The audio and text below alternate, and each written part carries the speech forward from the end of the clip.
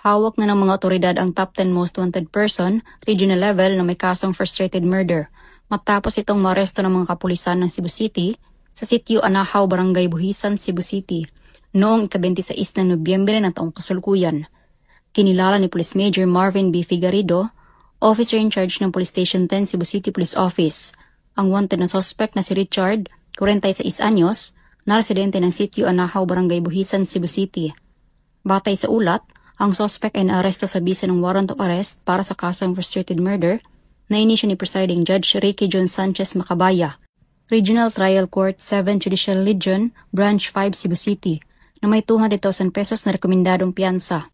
Kasalukuyang nasa kustodiya ng Police Station 10 ang suspect para sa dokumentasyon at tamang disposisyon.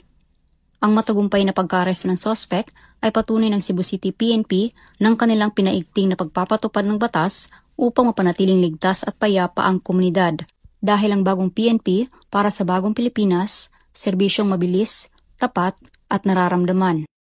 Mula dito sa Central Visayas, ako ay inyong Police News Network Correspondent, Patrolwoman Torami Asares, alagad ng batas, tagataguyod ng Balitang Pulis.